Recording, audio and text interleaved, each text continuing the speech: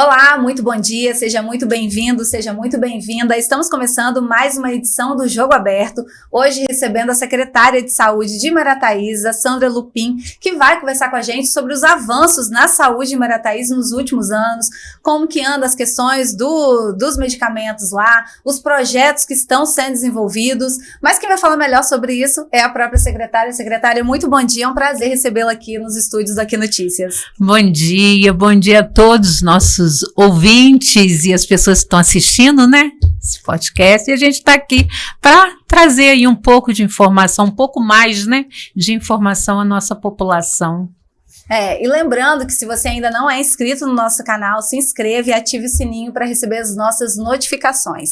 Nós já vamos começar esse bate-papo aqui falando de medicamentos. Muitos ruídos em Marataízes sobre quando a gente fala em medicação, falta de medicação, falta isso, falta aquilo, mas a verdade nem é essa. A verdade é que a gente passa por um momento que a cidade recebe muitos turistas e eu acho que a senhora deveria explicar para a gente como que funciona. Quando a gente fala em medicamentos da rede pública, as pessoas se confundem muito ainda sobre isso. Como que, eu queria que a senhora explicasse como que funciona a distribuição de medicamentos hoje em Marataízes. Então, a gente tem aí 3 tipos de atendimento. A gente tem a nossa farmácia municipal, onde tem um elenco de 231 itens, tá? Desses que 141 é da Remem, e 90 é exclusivo do município, é o que o município acrescentou a mais. E a gente tem, tendo esses itens, a gente está todos os tipos de medicação para a nossa população. A gente tem a farmácia cidadã, que é responsabilidade do Estado e que são medicamentos de alto custo. Tá? Esse aí não tem elenco porque depende do tipo de medicamento, existem protocolos, a pessoa procura a nossa farmácia que funciona no mesmo local, a farmácia municipal, a farmácia cidadã, e essas pessoas elas vão ter a documentação necessária para estar abrindo o processinho do seu medicamento, que vai estar sendo avaliado por uma equipe de profissionais do Estado e vai estar sendo liberado. E temos a farmácia da UPA, que é a farmácia da UPA, a gente atende as urgências e emergências, que são medicamentos que a gente utiliza no nosso dia a dia de trabalho dentro da UPA, conforme o tipo de atendimento e o tipo de necessidade. E ainda, além dos medicamentos que a gente utiliza dentro da UPA, a gente tem ainda para dar a primeira dose, tipo, a pessoa foi, consultou, precisa do antibiótico, é noite, é fim de semana, a pessoa já sai com uma dose para ela estar iniciando o tratamento, para não esperar até ela ir na farmácia básica, até tirar seu medicamento ou fazer aquisição na farmácia. Então ela já sai com aquela primeira dose para ela já dar início imediato ao seu tratamento para que não complique mais, né? E nós temos a farmácia popular, que é aquele convênio, né? Ministério, governo federal com farmácias privadas, que eles têm um elenco de 12 medicamentos que são distribuídos, alguns gratuitamente e alguns com a taxinha bem pequena. Então, às vezes a gente não tem o medicamento na farmácia básica nossa, mas na farmácia popular tem. Então, eles sempre têm que procurar nos 2, entendeu? Porque é uma distribuição também gratuita. Você sabe que a gente não consegue manter uma farmácia abastecida todo o tempo, principalmente início de ano. Início de ano a gente tem aquela interrupção de entrega em dezembro, né? Que já é normal em todos os municípios, o prestador ele para porque todo mundo precisa fazer inventário, precisa fazer tudo, fechar as contas do ano, né? E o início de ano que a gente tem aquele prazo que a gente está começando com os contratos novos e está começando a fazer os pedidos com o orçamento novo. E isso leva um tempinho. Então, esse mês de janeiro foi essa organização de pedidos e tudo. E aí, agora, fevereiro, já começa a chegar novas medicações, as novas atas, já foi feita a licitação nossa lá, então já está sendo elaboradas novas atas para a gente começar a fazer os pedidos. Então, tudo isso aí dá essa falta de alguns itens, mas que a gente procura manter o melhor possível de abastecimento dentro da nossa farmácia. Agora, secretária, é muito bom também a gente pontuar que janeiro é um mês muito atípico também para Marataízes, né? É um mês que a cidade recebe um número muito grande de pessoas, de turistas, de visitantes. Com isso, o atendimento também na UPA aumenta significativamente e o consumo desses medicamentos que foram estocados antes desse término de contrato, antes de fazer esse novo pedido, ele também vai chegando ao fim, mas mesmo assim, todos os atendimentos na UPA foram mantidos na normalidade, né? Sim, sim. A UPA a gente dá uma atenção bem maior, porque não pode faltar, né? Porque é um atendimento, como eu falei, de urgência e emergência. Eu preciso ter ali os medicamentos que vão suprir a necessidade do nosso paciente. E a gente teve aí, para você ter ideia, só de gastroenterite, a gente teve um aumento em relação a janeiro de 2025 para janeiro de 2026 de 200%. Porque as pessoas se alimentam mal, não se hidratam direito, ficam no sol e vêm as doenças intestinais, né? Então, isso aí aumenta muito o consumo de medicamento, de soro oral. Então, assim, é uma demanda muito grande, mas a gente está lá com atendimento em média de 350, dependendo do dia, entendeu? Tem os dias que estão mais, fim de semana, a gente tem um atendimento maior, vem carnaval aí, né? E os atendimentos sobem muito, então o consumo na UPA é muito grande e a gente está atento a isso, a não deixar faltar, né? E o atendimento é grande e a prefeitura consegue suprir a necessidade dos moradores de Marataízes e desses visitantes, né? Que eles acabam tendo atendimento toda vez que procuram a UPA para o atendimento. Sim, como eu falei, o atendimento na UPA, ele é porta aberta, né? A UPA é porta aberta. A UPA não é exclusividade dos munícipes. Então, qualquer pessoa que chegar na UPA, ela tem o atendimento tanto médico, hoje nós temos 4 médicos atendendo na porta, que a gente fala é aquela entrada ali, o atendimento clínico, e temos um médico na emergência. E ainda temos dentista, tá? A gente tem plantão odontológico de 12 horas e plantão de bucomaxilo. Um acidente mais grave que precisa do bucomaxilo, a gente é uma das poucas UPAs que a gente consegue manter esse plantão também e esse plantão odontológico para aqueles casos de urgência.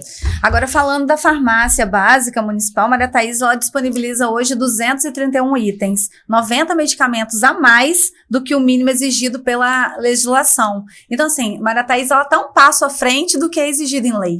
Sim, sim, Marataízes, ela está um passo à frente, a gente tem uma comissão que se reúne trimestralmente para estar avaliando a listagem. Por quê? A gente tem aí um período que entra um profissional, aí costuma usar um tipo de medicamento, aí entra outro, aí usa aquele outro tipo, e aquele medicamento já vai ficando parado. Então, essa avaliação, ela tem que ser constante, ela tem que ser assim, a cada 3 meses, por quê? Para a gente avaliar, para que a gente realmente compre o que está sendo utilizado, que a gente não fique com medicamento na prateleira, sem utilização, e outros que o profissional está passando mais e vai faltar. Então, a gente sempre tem cuidado. Hoje mesmo, saí de lá, a equipe estava lá reunida, avaliando, olhando a remume, olhando as coisas, olhando o que está saindo, olhando estoque, olhando tudo, para que a gente tente aí atender o melhor possível para a nossa população. Marataízes mostra preocupação com a saúde e também tranquiliza os pais e responsáveis quando a gente fala em atendimento de pediatria especializado. Hoje, Marataízes conta com esse atendimento, as crianças de lá elas são amparadas por esses profissionais, e eu queria que a senhora me falasse como que está organizada a pediatria no município. Então, eu cheguei assim num período meio crítico, porque as pessoas estavam cobrando muito o pediatra na UPA. A nossa UPA, ela atende com clínico. O clínico especializado, ele atende todas as faixas etárias. Ali é um atendimento de urgência e emergência. Então, o que a gente fez para a gente tentar dar esse atendimento especializado para nossas crianças? A gente já contava, uma vez por semana, o atendimento pediátrico nas nossas UBS. Então, lá nas unidades, a gente já tinha esse atendimento, só que você sabe, a fila é grande, são muitas crianças. E para suprir, para atender melhor e dar mais acesso às nossas crianças, a gente colocou 2 pediatras no nosso centro de especialidade. Então, de segunda a sexta-feira, a gente tem o atendimento pediátrico de 1 às 16, de 13 às 16 horas, no nosso centro de especialidade. O acesso ele é dado através da unidade básica, porque a gente trabalha com agenda programada, a mãezinha vai lá e deixa lá a agenda, ou o atendimento espontâneo também, aquela criança que está precisando daquele atendimento imediato, nesse períodozinho, o pediatra vai estar lá e vai atender imediatamente. E quem tem criança pequena em casa sabe como que é, né? Uma febrezinha de madrugada que surge do nada, que deixa os pais preocupados, uma dor de dente durante o dia, uma dor na perna durante o dia. Maria Thaís, ela oferta esse atendimento 24 horas para os pais e responsáveis dessas crianças. Lá vocês mostram que nenhuma criança fica sem esse atendimento. Sim, sim. Lá, esse atendimento 24 horas é na UPA, fim de semana e à noite, né? Que a criança às vezes passa mal à noite, cai, machuca, e fim de semana também. A gente atende, faz esse atendimento na UPA e na segunda-feira essa criança já vai estar encaminhada para o nosso pediatra para fazer a reavaliação e o acompanhamento dessa criança. Agora a gente vai falar um pouquinho do atendimento de especialidades. A gente sabe que esse mês de janeiro é um mês que cai um pouco esse número de atendimentos e a gente até entende o motivo, né? Porque a gente está no período de férias. Mas eu queria que a senhora explicasse por que isso acontece de fato e como que está sendo essa reorganização agora para esse atendimento voltar a partir de fevereiro. Então, a gente teve aí uma interrupção, porque a gente a questão de contratos, né, que a gente faz com o nosso consórcio, com as nossas empresas que são credenciadas, e tem esse rompimento e profissionais que tiram férias. Janeiro é um mês bem assim atípico. Por quê? Porque tem férias. A maioria das pessoas gostam de férias porque os filhos estão de férias, a família está de férias, né? E eles gostam de viajar. Então, a gente teve a interrupção de alguns especialistas. A cardiologia a gente não parou, tá? Então, tem vários profissionais que a gente não parou o atendimento. E a gente está iniciando agora em fevereiro, já começando com um elenco de profissionais, porque aí requer também o que a gente faz. No mês de janeiro, a gente negocia com o profissional, né? A gente vai atrás do profissional, procurar quem tem interesse de atender dentro do município, porque a gente quer levar o profissional mais perto da nossa população possível. Então, a gente faz contato com conversa, aí não tem interesse, faz com outro, e assim a gente vai negociando até a gente conseguir fazer nossa carteira de atendimento. A gente já iniciou o tratamento com o atendimento neuropediatra, tá? Janeiro mesmo, a gente já está tendo esse atendimento. O neuro adulto, ele começa agora em fevereiro. A gente tem o endocrinologia, a gente está com 2 endócrino agora. A gente está com uma médica de pequenas cirurgias, tá? Lembrando que as pequenas cirurgias, aquelas que podem ser feitas dentro do município, ela vai ser feita dentro do município, mas tem umas que têm uma complexidade maior. E ela precisa ir para uma especialidade fazer na rede hospitalar. Então, esses pacientes vão ser examinados, se for o caso, eles vão ser encaminhados via sistema de regulação e a gente vai estar levando para onde? Para o hospital que sair a vaga.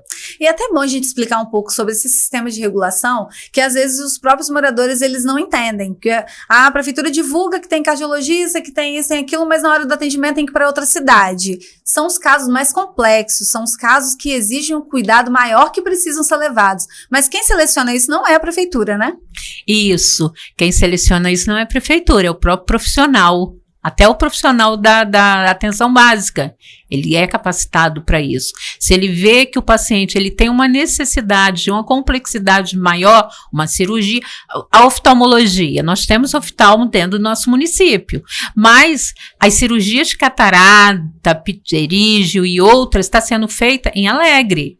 Então, esses procedimentos não são realizados dentro do município. Então, a gente precisa regular esse paciente. A cardiologia, se ele precisa de um exame mais complexo, ele vai para um centro especializado, que ele vai passar por um outro cardiologista, ao qual ele vai estar dando sequência ao seu tratamento. Assim como a ortopedia também, né, e vários outros. O atendimento em Maria Thaís acaba sendo uma triagem desses casos, né? Então, muitos atendimentos a gente resolve dentro do município mesmo, tá? Aqueles atendimentos, aqueles tratamentos menos complexos.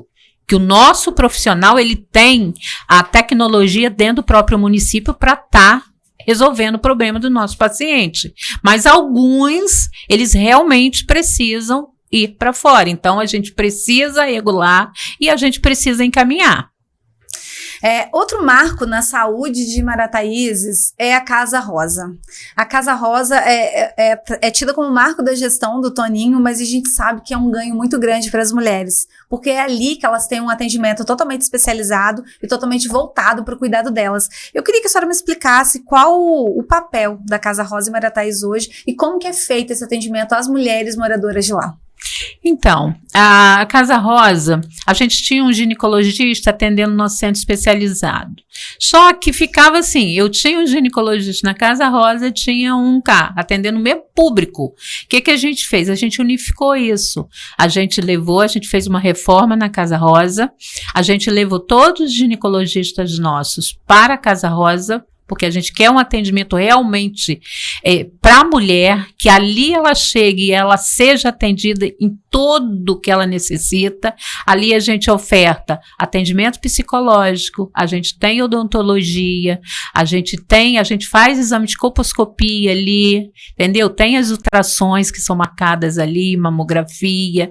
Então, ela chega na Casa Rosa e a gente tenta, o máximo que a gente pode ali, atender toda a necessidade dela. E a gente tem também o atendimento à gestante de alto risco, que a gente faz no próprio município, a gente não precisa referenciar essa gestante para outras cidades. E o atendimento lá é mais rápido para a mulher também, né? Então, é um atendimento assim, que ela chega, ela é encaminhada pela unidade básica, né? E conforme a necessidade dela, vai ser agendada lá mais rápido, sim. Tá?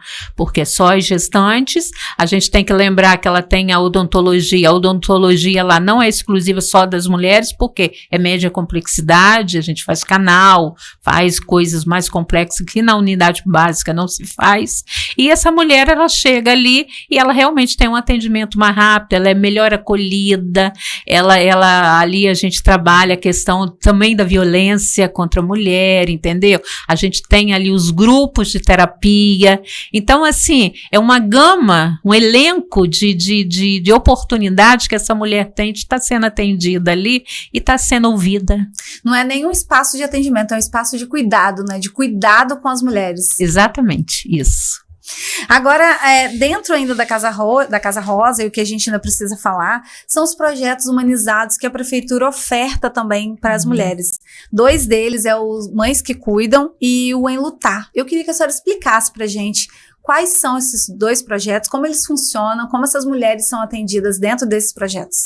Então, conforme elas são atendidas na Casa Rosa, os profissionais vão vendo a necessidade e vão agregando essas mulheres nos grupos, né? São grupos de terapia que essas mulheres passam para cuidar, aquelas mães que cuidam, né? Sendo orientadas, sendo ouvidas no espaço delas, e a família enlutada também, né? Porque você sabe aí que a pessoa passa por um período de muita tristeza, né? E ela quer falar, às vezes ela quer ser ouvida, e ali nós temos profissionais capacitados que vão estar ajudando essa mulher a passar aquele momento com mais tranquilidade, né?